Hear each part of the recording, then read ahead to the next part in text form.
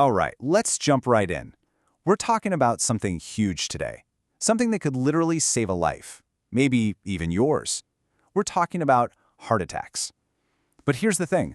The real story is probably not what you're picturing. So let me ask you this, straight up, when I say heart attack, what's the first image that pops into your head? What do you think it really feels like? Yeah, we've all seen it in the movies, right? Someone grabs their chest, makes a big dramatic scene. It's super obvious what's going on. But in real life, it's usually, well, it's a lot quieter. Most heart attacks actually sneak up on you. They start slow, maybe with just some mild pain or a weird feeling of discomfort. And that's the scary part. People aren't sure what's happening, so they wait, thinking, this can't be a heart attack, it doesn't feel like the movies, and that waiting can be so dangerous. Okay, so here's what we're going to cover. First, the warning signs, what to really look for. Then, we'll talk about acting fast, what you need to do immediately. After that, we'll walk through the road to recovery. And finally, we'll get into prevention, how you can stop one from happening in the first place. All right, first things first. Let's talk about those warning signs. It's all about learning to decode the signals your body is sending you. Okay, so the number one sign, the one we all kind of know, is chest discomfort. But here's the catch. It's almost never that sharp, stabbing pain you might expect. It's more like a pressure, like an elephant is sitting on your chest, or a squeezing, or even just a feeling of fullness right in the center. And what makes it so tricky is that it can last for a few minutes, or it might fade and then come right back.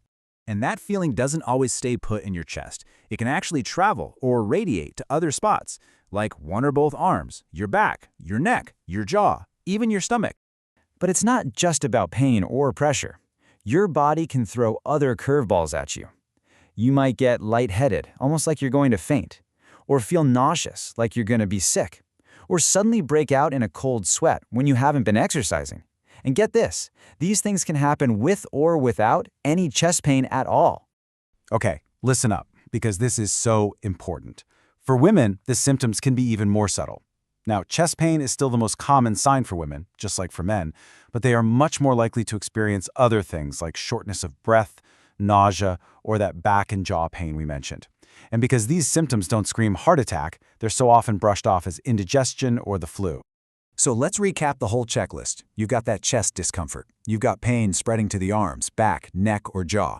Shortness of breath, a cold sweat, nausea, feeling lightheaded, and another big one, just sudden extreme fatigue. Okay, so now you know the signs. That's step one. Step two is knowing exactly what to do. And believe me, in these moments, we're talking about a situation where every single second is critical. If you even suspect a heart attack for you or someone else, here's what you do. Don't hesitate. Step one, call 911 immediately. Step two, don't play the waiting game. If the symptoms last more than 5 minutes, you need to act. And step three, if you have aspirin handy, chew and swallow one regular 325 milligram tablet or a few of the low-dose ones. Of course, that's only if you're not allergic and your doctor hasn't told you otherwise. And I cannot stress this enough. Call 911. Don't try to be a hero and drive to the hospital. Why? Because the paramedics, the EMS team, they can start life-saving treatment the second they get to you. That can be a whole hour sooner than if you drive yourself. These are professionals, and they can literally be the difference between life and death. All right, let's take a breath. We've talked about the crisis. Now let's talk about what comes after, the road to recovery. And yeah, a heart attack is absolutely a life-changing moment, but it's also the start of a new chapter, one that's all about healing and getting stronger. And it's so important to remember, if this has happened to you or someone you love, you are not alone, not by a long shot. Every year in the US, about 805,000 people have a heart attack. That's a huge number. There's an entire community of people out there on this same recovery journey. A huge piece of that journey is something called cardiac rehabilitation. Think of it like a personalized support program for your heart. It's medically supervised, and it's got 3 main parts: guided exercise to get your heart stronger, education on how to eat and live in a heart-healthy way, and even counseling to help you handle stress. Seriously, joining one of these programs can make a massive difference in preventing future problems and just feeling better.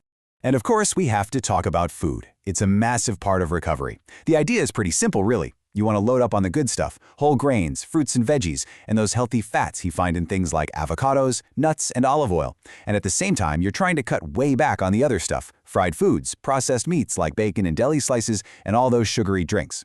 Oh, and keep an eye on your salt. Keeping sodium under 2,000 milligrams a day is a game changer for your blood pressure. You know, recovery is about more than just your body. It's a mental game, too. And it's totally normal to struggle. In fact, up to a third of people who've had a heart attack go through depression. That's why taking care of your mental health is absolutely crucial. Lean on your friends, your family. Let them support you. It's a powerful reminder that you don't have to go through this by yourself. Okay, last section, and maybe the most important one. Let's talk about prevention, because this is where you get to be proactive. This is where you build your fortress. When you break it down, it really comes down to 4 key things. You've got your healthy diet and regular exercise. Those are the big ones. But just as important are not smoking and keeping any other health conditions you have, like high blood pressure or cholesterol, under control. So what does that actually look like in real life? Well, for exercise, we're talking about 2.5 hours a week of something like a brisk walk. That's totally doable. If you're a smoker, I'm telling you, quitting is the single best gift you can give your heart. And finally, you gotta know your numbers. Work with your doctor to check your cholesterol regularly, keep that blood pressure down, and if you have diabetes, manage it carefully. So there you have it. We've walked through the whole story. You now know the real signs, not the movie version. You know the exact steps to take that can save a life, and you know how to build a defense to protect yourself. So the last question is, are you ready? Ready to be the person who knows what to do? Because the life you save might be a stranger's, it might be someone you love, or it just might be your own.